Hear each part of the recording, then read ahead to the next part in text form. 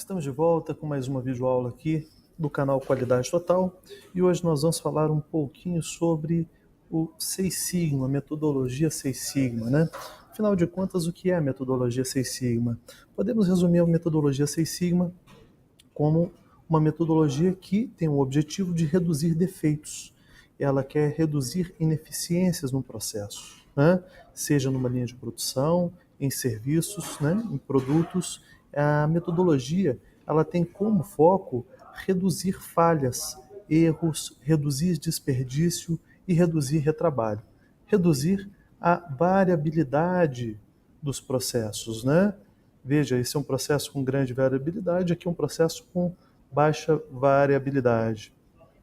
Em geral, a metodologia Seis Sigma é uma metodologia de solução de problema.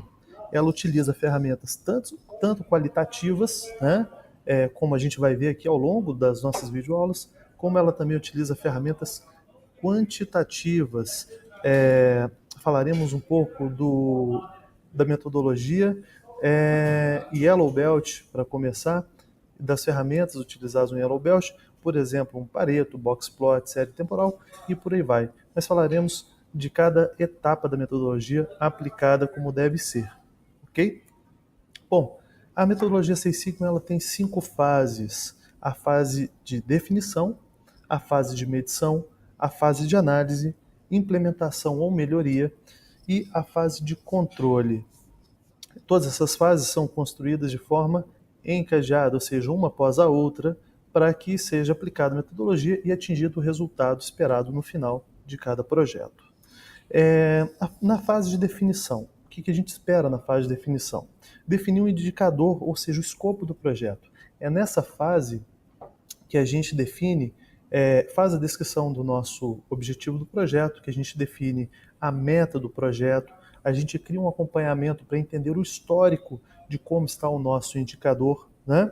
Em geral, nessa fase, a gente quer entender qual processo será melhorado. É aqui que nós definimos o escopo do nosso projeto, na fase de definição. Em seguida, após a fase de definição, nós temos a fase de medição.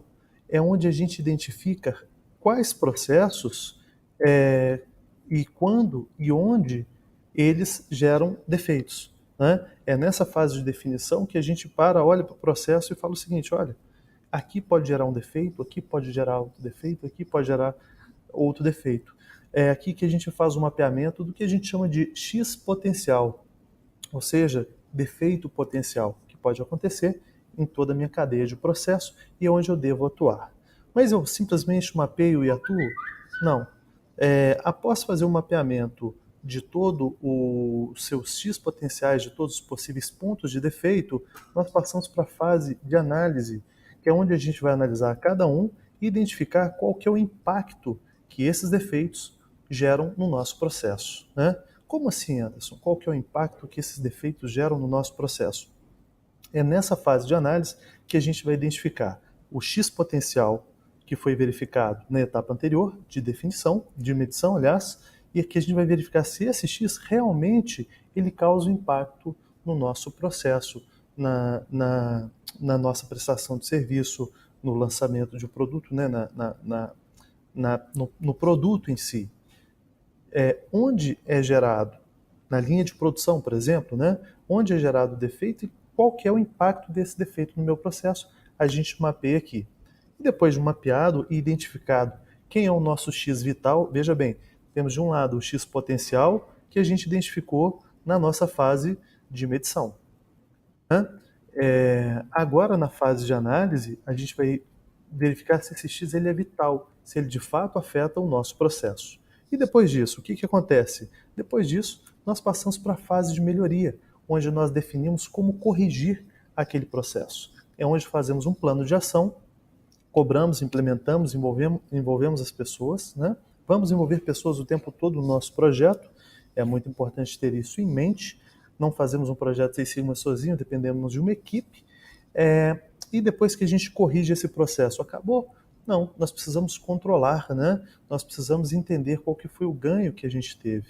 Então, na fase de controle, a gente mede qual que foi o resultado no nosso processo, do nosso projeto, ao longo do tempo, e é aqui que a gente define também como manter o processo ajustado. É aqui que a gente vai utilizar ferramentas e mecanismos que vão controlar todo o nosso processo e quando der um problema no indicador, automaticamente as alavancas vão se acionando, mas claro, com tudo mapeado fica muito mais fácil da gente corrigir e acertar o indicador com muito menos tempo, com um tempo muito menor. Tá certo? Bom, é isso. Vamos entrar então em cada uma das etapas. Acompanhe com a gente na próxima videoaula.